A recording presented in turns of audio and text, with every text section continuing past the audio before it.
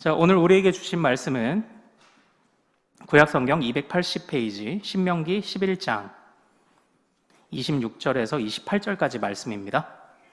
자, 우리 한 목소리로 같이 읽도록 하겠습니다. 시작. 내가 오늘 복과 저주를 너희 앞에 두나니 너희가 만일 내가 오늘 너희에게 명하는 너희의 하나님 여호와의 명령을 들으면 복이 될 것이요 너희가 만일 내가 오늘 너희에게 명령하는 도에서 돌이켜 떠나 너희 하나님 여호와의 명령을 듣지 아니하고 본래 알지 못하던 다른 신들을 따르면 저주를 받으리라. 아멘. 아멘. 자, 오늘 우리가 함께 읽은 이 말씀 통해서요, 복을 주시는 하나님이란 제목으로 은혜를 같이 나누도록 하겠습니다. 올 한 해 하나님께서 우리 모든 가정에 안식을 허락하시길 소망합니다. 우리가 그 안식이 어떤 것들이 있다고 했죠? 많은 것들로 설명하고 할 수 있겠지만 우리가 지금까지 살펴보는 평안도, 기쁨도, 믿음도, 승리도, 그리고 또 오늘 이르기까지 복도 하나님께서 모든 가정마다 허락해 주실 줄로 믿습니다. 저는 그 기차를 타고 우리 이제 경기도 광명역 근처에 부모님이 사시는데요. 기차를 타고서는 이제 부모님 댁에 다녀왔습니다. 저도 이제 부모님 뵙고 잘 쉬다 왔는데요. 이제 명절이다 보니까 기차역에 한복 입은 분들이 그래도 제법 있더라고요. 예, 겨울이고 그래서 좀 불편하기도 할 텐데 한복 입은 분들도 제법 많았고요. 또 특별히 우리 어린 아이들이 한복 입은 모습 보면 또 그렇게 또 이쁘잖아요. 한복 입은 아이들도 좀 많이 봤었던 것 같습니다. 그중에 어떤 한 아이는 머리끝부터 발끝까지 중전마마용 한복으로 아주 제대로 꾸미고 가는 그런 아이도 보았고요. 그 한복 요 허리춤에 작은 주머니를 하나 차고 있는 모습도 심심치 않게 볼 수 있었습니다. 이 주머니 이름이 뭐죠? 복주머니라고 보통 이렇게 이야기를 합니다. 아니나 다를까 그 한 주머니에는 한자로 복자가 쓰여 있었습니다. 아마도 거기에 세뱃돈을 두둑하게 담아오려는 강력한 의지가 그 안에 이제 보였던 것 같습니다. 우리가 사실은요, 이 복이라는 것을 싫어하는 사람은 없습니다. 저도 좋아하고요, 여러분도 좋아합니다. 그리고 곳곳마다 새해는 또 우리가 인사를 어떻게 하죠? 새해 복 많이 받으세요 이렇게 하면서 우리가 또 복을 빌어줄 만큼 이 복에 관해서 모두가 싫어하는 사람은 없습니다. 모두가 복을 받고 싶어 합니다. 많지는 않지만 저도 간간히 만났던 학교에서나 어디서나 만났던 외국인들에 대해서도요, good luck 또는 God bless you 했을 때 싫어하는 사람을 한 명도 못 봤습니다. 동서고금을 막론하고 복을 빌어준다는 것을 마다하는 사람은 없더라고요. 그 외국인이 기독교인인지 아닌지 그건 모르겠습니다. 그런 상황 속에서도 God bless you 하면 싫어하는 사람은 없어요. 모두가 복을 구하고 받고 싶어 합니다. 이처럼 우리가 모두가 복을 간구하는 우리들에게 사실 하나님이 복을 주신다라는 것은, 복 주시는 하나님이라는 것은 참 얼마나 감사한 일이고 또 가슴 떨리는 일입니까? 한편으로는 우리가 신앙생활을 하는 이유도 주님이 우리에게 주시는 복이 있기 때문에 우리가 신앙생활하고 있다는 것을 부인할 수는 없는 것 같습니다. 근데 여러분들은 올해 어떤 복을 받고 싶으신가요? 일평생 사시면서 좀 어떤 복을 받고 싶으십니까? 사실 오늘은요, 어떻게 보면은 이게 하나님의 복에 관해서 이제 제대로 규정을 하고 또 그 복을 어떻게 받는지를 좀 오래 논하고 싶지만, 한편으로는 여태까지 우리가 하나님께 복을 받는 것에 관해서는 많이 다뤄왔던 것 같습니다. 그래서 이제는 조금만 관점을 돌려서 그런 부분은 조금만 언급을 하고 이제 하나님께 제대로 된 복을 구하고 그 복을 제대로 쓰는 것에 관해서 오늘 조금 더 논의하기를 원해요. 어쨌든 우리는 하나님께 복을 구하고 하나님은 우리에게 복을 주십니다. 그러나 주의해야 될 부분도 분명히 있다는 것이 이제 오늘 설교의 중요한 흐름입니다. 왜 그러냐면요, 주기도문은 항상 우리에게 가르치는 바가 있죠. 우리가 하나님께 구할 때 무엇을 구합니까? 어떤 양식을 구하죠? 우리가 주기도문에서 일용할 양식을 구합니다. 일용할 양식. 사실 우리는 그 넘치는 복을 이제 받고 싶죠. 넘치는 복을 받고 싶습니다. 그래서 그런 일이 있었다고 이야기를 해요. 일본에서 어느 날 사과를 수확할 때가 되었는데 뒤늦은 태풍이 와가지고 사과들이 많이 떨어져서 사과 농사를 짓는 농가들이 많은 농사를 망쳤습니다. 그런데 그 수입도 이제 적어지겠죠. 판매할 것도 얼마 양이 되지 않는 겁니다. 출하하는 양이. 그런데 텔레비전에 나왔던 그 어떤 한 농가는 제법 많은 소득을 거두고 있다는 것이 놀라워서 텔레비전에 나온 농가가 있었습니다. 그렇다고 해서 이 농가가 태풍 피해를 안 입었냐? 아니에요. 입었어요. 입었는데 얼마 남지 않는 사과를 똑같이 팔았는데 고소득을 올린 거예요. 그래서 텔레비전에 이제 나왔습니다. 이 사람이 어떻게 그 사과를 팔았냐면은 이제 그 사과를 출하할 무렵이 일본도 대학교 이제 시험을 치르는 그런 무렵이었는데요. 수험생 전용 사과, 한 번도 떨어지지 않은 사과라는 제목으로 출하를 한 거예요. 이제 그러다 보니까 그 수험생들이 그걸 얼마나 이제 사서 비싼 값을 줘도 이제 사는 거죠. 뭔가요? 복의 기운이라도 얻고 싶은 거죠. 예. 이처럼 우리는 복을 갈망합니다. 복의 기운이라도 얻고 싶은 거예요. 그리고 여기 포항에도 그런 데 있나 모르겠습니다. 로또 1등 배출된 지점, 로또 판매소, 포항에 있나요? 여기서 안다고 하면 좀 이상해지죠? 나 거기 단골인가? 1등을 했다고 그러면요, 거기에 그 로또 사러 오는 손님들이 얼마나 줄을 서는지. 그런데 로또만 사고 나가는 게 아니에요. 주인의 손을 막 이렇게 잡고 나가요. 왜 그렇습니까? 복의 기운을 얻으려고 그렇게 하는 거래요. 실제 복의 기운이 가는지 어떤지는 모르겠습니다. 그런데 이렇게 사람들이 복에 관심이 많아요. 예. 그러나 우리도 관심이 많지만 성경은 뭐라고요? 일용할 양식을 구하라고 되어 있어요. 그러니까 무언가 하나님만의 기준이 있는 것 같습니다. 우리가 그것을 이제 오늘 같이 좀 살펴보자라는 것입니다. 그러니까 오늘 말씀은요, 신명기 말씀입니다. 제가 지금 신명기 안에 나타나는 안식을 다양한 키워드들을 중심으로 여러분들과 말씀을 나누고 있다고 말씀을 드렸죠. 이 신명기에 보면요, 하나님께서 복을 선포하시는 부분들이 참 많이 등장합니다. 그래서 나중에 신명기 읽으시다가 한번 세워보세요. 복이라는 단어가 몇 번 나오나? 60번 이상 나와요. 이만큼 나오는 성경이 없어요. 그 다음으로는 시편. 시편은 뭐 복이라는 단어가 많이 나올 법하잖아요. 근데 이 신명기가 이 복이라는 단어가 참 유독 참 집중되어 있는 그런 성경입니다. 그것처럼 주님은 하나님의 백성들에게 복 주시기를 원하시는 하나님이십니다. 복 주시기를 원해요. 그러나 그 복을 잘 구하고 잘 쓰기도 바라시는 하나님이시라는 걸 우리가 이제 오늘 말씀을 통해 보아야 한다라는 것입니다. 그래서 오늘 말씀은요, 이제 하나님이 그의 백성들에게 복을 선포하시는데 복과 저주를 선포하시는 바로 그런 본문입니다. 그러니까 아니에요, 하나님 주시려면 복만 선포하시지 저주는 웬 겁니까? 이제 할 텐데 우리가 하나씩 좀 살펴보자고요. 자, 이제 오늘 이 말씀은요, 우리가 읽지는 않았지만 29절에 보면 하나님이 그리심산에서는 축복을, 에발산에서는 저주를 선언하라는 이런 말씀을 주시는 그런 문맥에 있습니다. 우리 첫 번째 화면을 좀 한번 같이 볼까요? 이게 바로 그리심산과 에발산입니다. 이전에 수요 예배 때 한번 봤던 그림이죠. 그리심산에서는 축복을 선포하고 에발산에서는 저주를 선포하라. 이게 그리심산이 어떻습니까? 그리심산이 좀 좋아 보이나요? 에발산하고 비교해 보세요. 어느 산이 좀 더 좋아 보이나요? 여러분 보시기에는 다 거기서 거기죠. 사실 거기서 거기입니다. 그리심산이 좀 더 뭐 나무가 잘 자라는 땅이냐 그런 것도 아니에요. 에발산이 무언가 척박한 땅이냐 그런 것도 아닙니다. 똑같이 황량하고 똑같이 비슷한 높이에 마주보고 있는 이 두 산을 가지고 지금 하나님이 축복과 저주를 선포하고 계시다라는 거예요. 무슨 뜻이 있으셨기에 그리심산과 에발산이라는 상징을 통해서 하나님이 복과 저주를 선포하시는 것일까요? 이제 화면을 내려주시죠. 그 이유가요, 바로 27절과 28절에 있습니다. 자, 우리 27절과 28절을 같이 한번 읽어보도록 하겠습니다.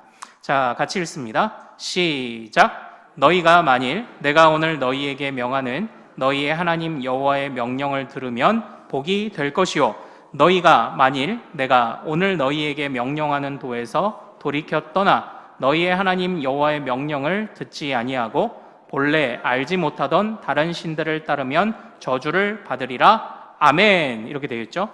27절과 28절에서 공통적으로 등장하는 표현이 한 가지 있습니다. 무엇일까요? 무엇입니까? 먼저 한번 생각해 보시죠. 복 받으려면 어떻게 해야 된다고 이야기를 하고 있습니까? 여호와의 무엇을 따라라? 명령을 따라라라고 이렇게 이야기를 하고 있습니다. 그러면 답은 분명하죠. 여호와의 명령을 따르면 복을 받지만 그러면 어떻게 하면 저주를 받죠? 여호와의 명령을 따르지 않으면 이제 저주를 받는다는 이 구도가 이제 오늘 말씀 속에서 이제 드러나고 있는 거예요. 사실은 이 에발산과 그리심산과 에발산이라는 같은 비슷한 높이에 마주보고 있는 산을 통해서 하나님이 말씀하신 이유는 그런 것 같습니다. 이 복이라는 것이요, 우리에게 정말 복이 될 수도 있지만 이 복이 우리에게 저주 또는 우리의 넘어짐의 올무가 될 수 있다는 것을 보여주시는 것 같아요. 그러니까 어떻게 보면 이 복과 저주는 이 종이 한 장 차이 같은 그런 느낌을 받기도 합니다. 사실 우리는 많은 복을 구합니다. 특별히 우리나라는 서두에 말씀드린 것처럼 우리나라는 유독 더 그렇습니다. 꽤 오래전에 있었던 조사 결과를 제가 보았던 기억이 있는데요. 2010년도 즈음에 우리나라에게 꽤 많은 성인에게 설문조사를 했을 때 무려 93%의 사람들이 가지고 있는 이 복 받는 것 또는 물질, 재산, 소유와 대부분 우리는 복을 그렇게 생각하죠. 물질, 재산, 소유가 행복과 연결된다고 대답한 사람이 무려 93%였었습니다. 우리나라만 그런 게 아니에요. 이 데니얼 골먼이라는 그 유명한 경제학자이자 심리학자인 걸로 기억하는데, 이 데니얼 골먼이라는 사람이 조사한 바에 의해서도 미국에서도 한 월급이 한 900만 원 정도 되면 그 행복이 시작이 된다는 이런 설문조사를 또 했었을 만큼 사실 어마어마하죠. 그때까지는 계속 무언가 부족함을 느끼며 사람들이 그렇게 연봉이 오르기까지는 그렇게 이제 살아간다는 그런 또 설문조사를 또 내놓기도 했었습니다. 이처럼 우리는 분명히 하늘 시민권을 가지고 있는 사람들이지만 이 땅에 발을 붙이고 살아갑니다. 그래서 제가 주보에 내어놓았던 첫 번째 질문처럼 하늘 시민권을 가지고 있지만 이 땅에 발을 붙이고 살아가기에 이 땅에서 우리에게 필요한 것이 분명히 있습니다. 그리고 하나님이 그것을 채워주시기를 바라는, 그 복을 주시기를 바라는 기도들을 우리도 분명히 합니다. 그러나 우리는 그런 기도를 하는 것에 관해서는 여태까지 많이 들어왔고 배워왔습니다. 이따가도 이제 기도에 관한 이야기를 할 텐데 그런 것들은 많이 들어왔어요. 그러나 어떤 면에서 우리는요, 브레이크가 없는 그런 브레이크가 고장난 자동차와 같이 우리가 복만을 그냥 구한다라면요, 이게 자칫하면 저주가 될 수도 있고 우리의 넘어짐의 올무도 될 수 있고 교만의 올무도 될 수 있는데, 우리가 복만을 구하는 것에 초점을 맞추면요, 사실 우리는 무너지기가 쉽다라는 거예요. 그런데 오늘 이 성경은 우리에게 중요한 기준 한 가지를 주고 있어요. 같이 한번 따라해 볼까요? 복을 구할 때도 하나님의 명령대로, 복을 사용할 때도 하나님의 명령대로. 바로 이겁니다. 일단 이 중요한 기준을 일단 우리가 가지고 있어야 돼요. 물론 여러분들은 얼마만큼의 수입이 필요하고 어떤 복을 구하고 계십니까? 물론 사람마다 다 다를 것입니다. 그러나 그럼에도 불구하고 우리가요, 기본적인 기준은 가지고 있어야 돼요. 이건 각자가 상황에 따라 판단해야 될 것들이 많이 있지만 기본적으로 하나님의 백성이라면 놓치지 않아야 되는 게 있다고요. 하나님의 명령대로 복을 구하고 하나님의 명령대로 구한 복을 사용할 줄 아는 그런 그리스도인이 되어야 된다. 이것을 오늘 이 본문이 우리들에게 보여주고 있는 바로 그런 부분입니다. 그래서요, 그리심산에서 엎어지면 에발산인 거예요. 엎어지면 코 닿을 때입니다. 이 복인 줄 알았지만 저주로 임하는 일들이 사실 많을 수 있어요.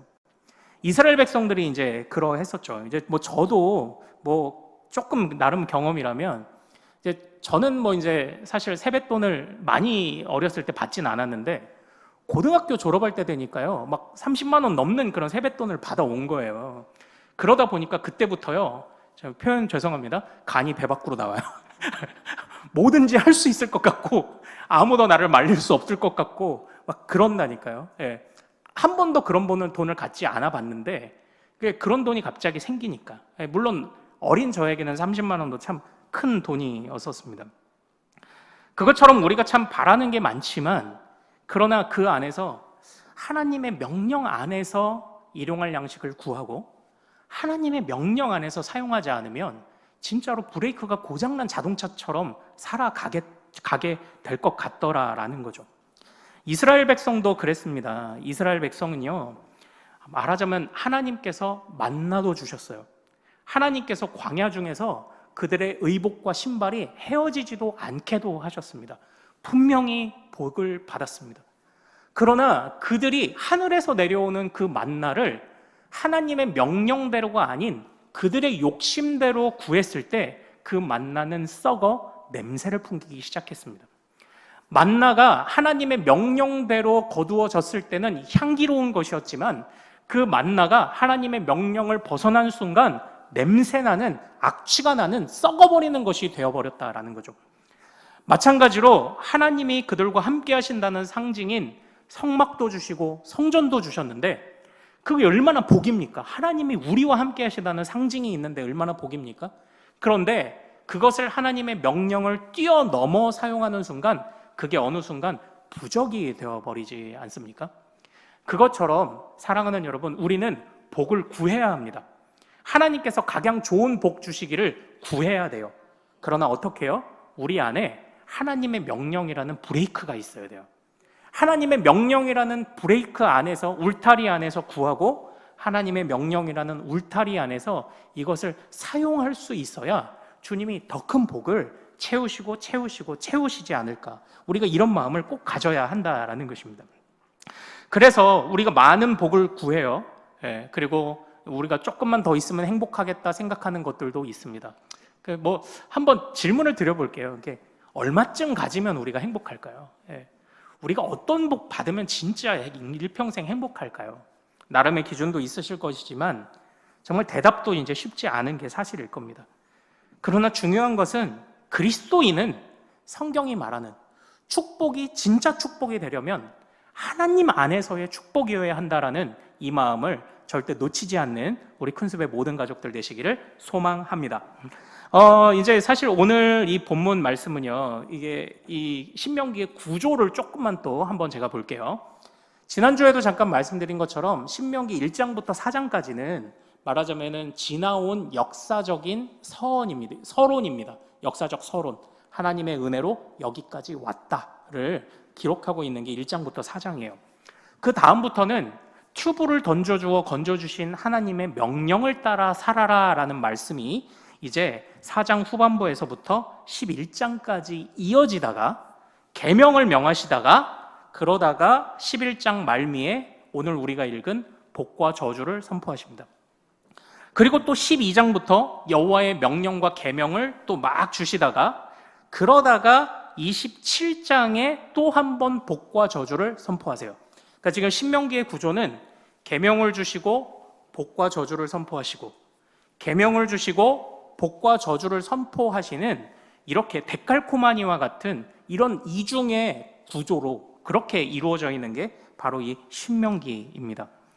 결과적으로 이 복과 저주, 오늘 말씀에서도 그러했지만 하나님 앞에서 어떤 게 복이고 어떤 게 저주냐 하는 그런 판가름을 어떻게 알 수 있다고요? 여호와의 계명과 명령으로 아는 겁니다. 그래서 그걸 가르치고 그 안에서 온전한 복만을 누리도록 우리를 초대하고 있는 게 바로 이 신명기 말씀이다라는 것이죠. 그래서요, 사실 이 신명기에서는요, 이제 우리에게 주는 복이 구체적으로 언급된 부분이 있습니다. 어떤 복을 주시냐면 1장으로 가겠습니다. 신명기 1장입니다. 우리 역사적 서론을 같이 한번 좀 읽어보죠. 신명기 1장 30절에서 33절까지 한번 같이 읽어보도록 하겠습니다.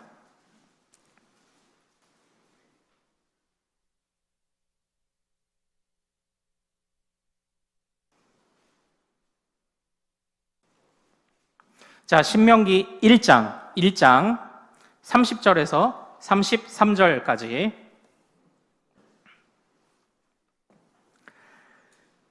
자, 하나님이 지금껏 걸어온 이스라엘 백성들에게 어떤 복을 주셨고 또 장차 어떻게 하실 것인지, 자, 우리 30절부터 같이 한번 읽어보겠습니다. 시작.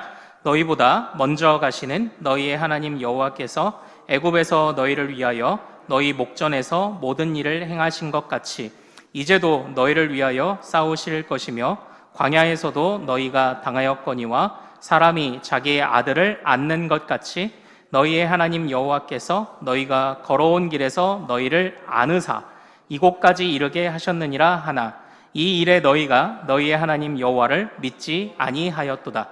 그는 너희보다 먼저 그 길을 가시며 장막 칠 곳을 찾으시고 밤에는 불로 낮에는 구름으로 너희가 갈 길을 지시하신 자이시니라. 아멘. 이 말씀에서 주님이 주시는 복이 무엇이라고 이야기를 합니까? 땅을 주시는 하나님, 그리고 싸워 주시는 하나님, 그리고 안아 주시는 하나님, 그리고 앞서 가시는 하나님, 장막 칠 곳을 찾으시는 하나님, 불과 구름으로 갈 길을 지시하시는 하나님이 이 말씀에서 지금 언급되고 있어요. 그러니까 이스라엘 백성들은 지금까지 광야를 겪고 오면서 이 복을 받았고 가나안 땅에서 사는 터전만 바뀔 뿐 이 동일한 은혜를 받게 될 것이다라는 것을 지금 모세가 명령을 하고 있는 것입니다. 자, 정말 하나님께서 우리에게도 이런 은혜 주실 줄로 믿습니다. 살아갈 터전을 주시고 싸워주시고 또 우리가 외로움과 어려움과 두려움에 몸서리칠 때 안아주시고, 그리고 또 주님께서 우리보다 앞서 행하셔서 길을 여시고 우리가 살아갈 터전들을 마련하시며 장막 칠 곳을 우리에게 알려주시고 주님께서 불기둥과 구름기둥으로 인도하심이 올 한 해 정말 가득하기를 소망합니다. 자, 그런데 결국 하나님이 허락하시는 이 모든 복들, 그리고 우리가 살펴본 것처럼 여호와의 명령 안에서 구해야 된다라는 이 모든 것들을 종합해 볼 때 정말 하나님이 우리에게 주시는 제일 큰 복이 뭔가요? 그러면은 같이 한번 따라 볼까요? 하나님이 주시는 가장 큰 복은 여호와와 동행하는 것이다. 결국 이 이야기를 하고 있는 거죠. 결국 주님이 우리에게 주시는 복은 하나님의 명령 안에서도 복 받아야 돼. 이건 뭐예요? 하나님 안에 있으면 다 된다라는 것 아닙니까? 하나님 안에 머물면 주님이 땅을 주시고 싸워주시고 안아주시고 또 주님이 앞서 행하시고 또 주님이 끌어안아주시고 인도하시고, 결국 주님 안에 머물면 이것들을 다 허락하신다는 지금 그 약속을 주시고 있는 것 아닙니까? 그래서 우리가 많은 것들로 바라는 복에 관한, 얻고 싶은 그런 복에 관한 기도 제목들이 있지만 그럼에도 불구하고 그 중심에 항상 기도할 때 그런 것들을 위해 기도하십시오. 그러나 여러분들이 1번으로 이 기도를 하기를 원해요. 하나님, 나 주님과 동행하며 주님의 명령 안에서 복 받고 그 명령 안에서 복을 쓰고 싶어요. 이 기도를 올해 반드시 할 수 있기를 소망합니다. 그러면 우리의 올해의 삶이 그래도 하나님의 형통으로 인도될 줄로 믿습니다. 그러니까 사실은요, 성경이 말하는 복은요, 지난주에 승리가 모든 것이 영적인 승리였던 것처럼요, 하나님이 우리에게 주시는 복은 사실 다 영적인 복입니다.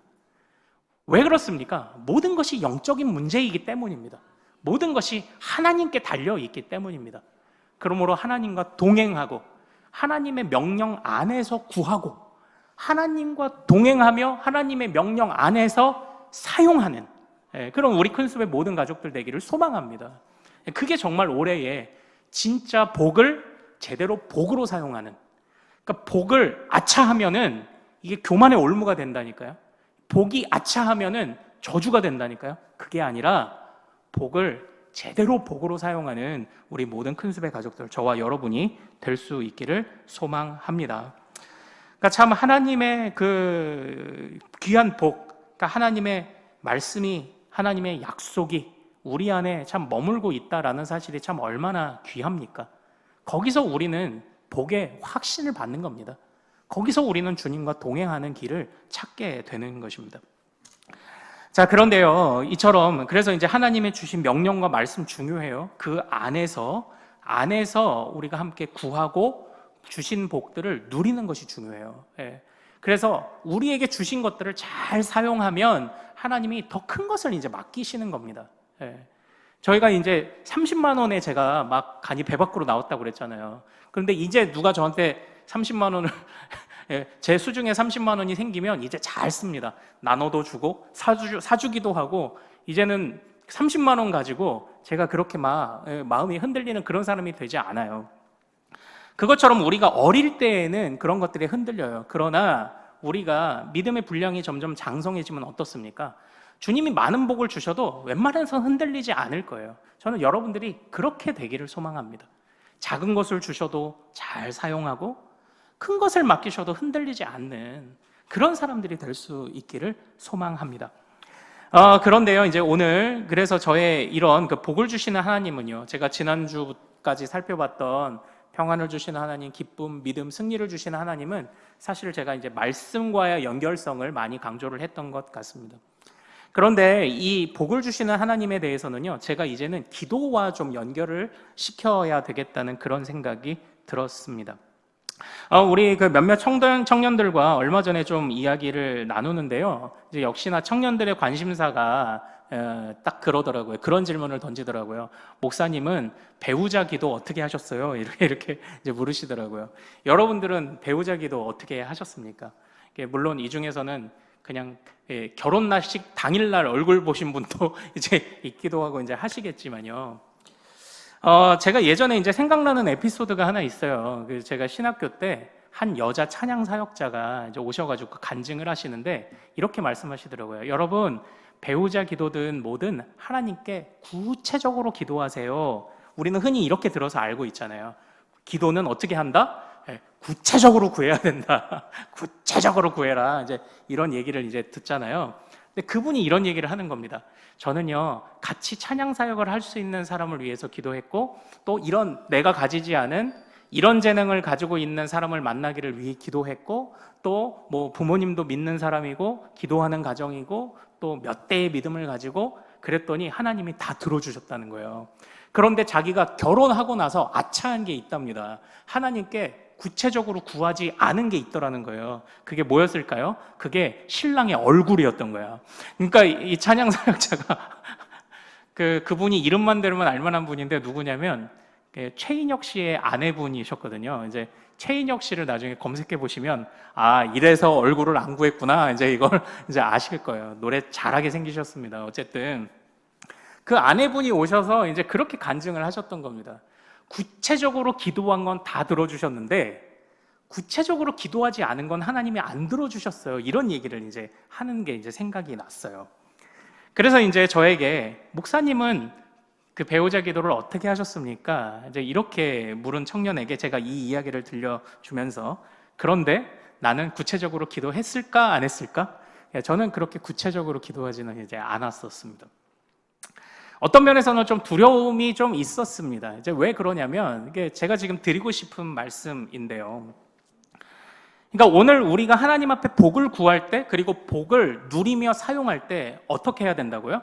주님의 동행하심과 명령 안에서 구하고 사용해야 되는 게 이게 중요 포인트죠. 그런데 제가 봤을 때 구체적인 기도가 다 잘못된 건 아니에요. 그러나 나의 욕망을 따르는 구체적인 기도는 위험하더라고요. 그러니까 나의 욕망을 따르는 구체적인 기도는 이 기도를 우상화시킵니다. 진짜로. 그러면 언제 구체적인 기도를 하느냐? 중보기도 할 때, 남을 위한 중보기도 할 때는 구체적으로 기도해 주시면 좋을 것 같아요. 이 구체적인 기도가 쉬운 게 아니에요. 내가 저 사람을 위해 구체적으로 기도하려면 그 사람에 대해서 속속들이 알아야 구체적으로 기도하죠. 저 사람이 뭐가 필요한지, 마음이 어떤지, 지금 어떤 도움이 필요한지 그걸 알아야 구체적으로 기도하죠. 그래서 우리가 다른 사람을 위해 구체적으로 기도한다는 것은요, 그 안에 사랑이 전제되어 있어요. 그러나 내 자신의 욕망을 따르는 구체적인 기도는요, 이거는 하나님 사랑, 이웃 사랑도 아니고 나 자신을 사랑하는 그 위험에 빠지기가 쉬워요. 그래서 이 구체적인 기도가 옳으냐 그르냐 저는 쉽게 이렇게 말하기가 좀 쉽지 않다는 그런 생각을 좀 해보게 됩니다. 그래서 구체적인 기도를 하라는 거예요, 말라는 거예요? 잘 분별해서 하십시오. 구체적인 기도를. 우리가 하나님께 복을 구할 때도 그렇게 하십시오. 하나님, 내 욕망을 하나하나 하나님께 아뢰며 복을 구하지 않게 해주십시오. 예. 나에게 가장 좋은 것이 무엇인지. 그러니까 우리가 이제 우리 박주리 집사님 같은 경우도 그렇고 다른 가정도 그렇고 아기가 태어났잖아요. 이제 아기가 태어날 때 보면은 우리 엄마 아빠들이 그 아기들을 위한 것들을 다 준비해 놓지 않습니까? 예. 아기가 태어났는데 기저귀 하나 준비하지 않는 집이 있나요? 그래서 아기가 울다 지쳐가지고 기저귀 이러면서 우는 그런 아기들을 둔 집이 있나요? 아니요, 없습니다. 엄마 아빠가 먼저 준비해줘요. 하나님께서도 우리의 아버지이십니다. 하나님께서도 우리의 필요를 아시는 줄로 믿습니다. 그 아버지께서 우리가 무엇이 필요한지를 모르시지 않아요.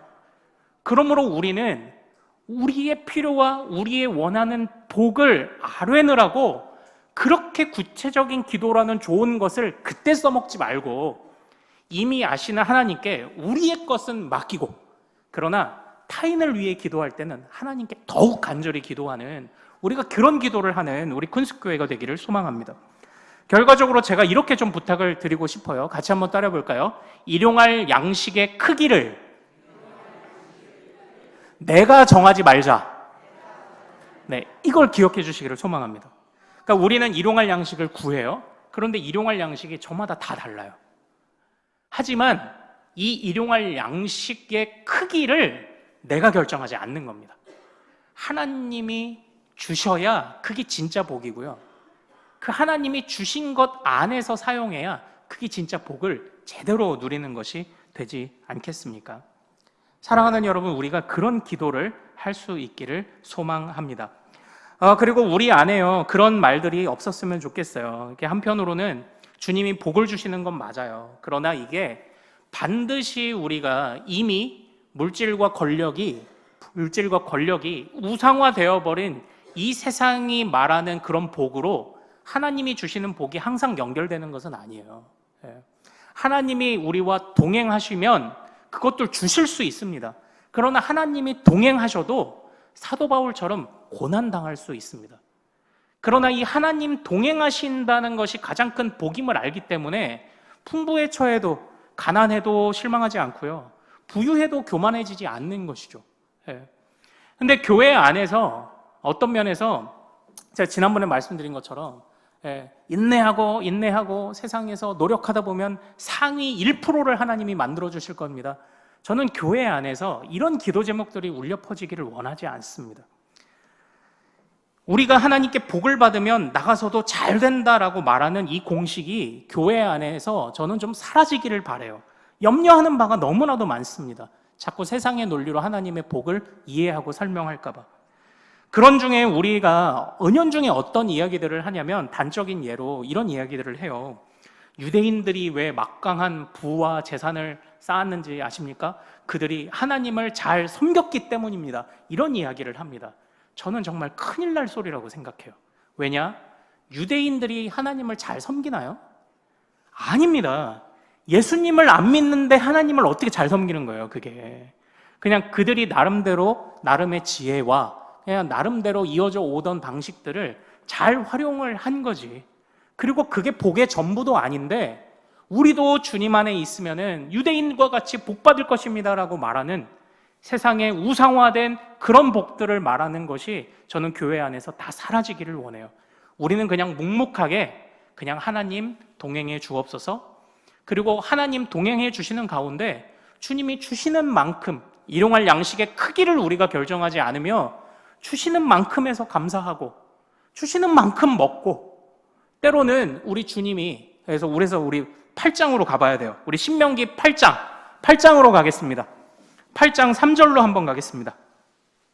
지난주 우리가 살펴본 말씀을 또 같이 좀 떠올리는 그런 말씀입니다. 자, 신명기 8장 3절. 신명기 8장 3절로 가겠습니다.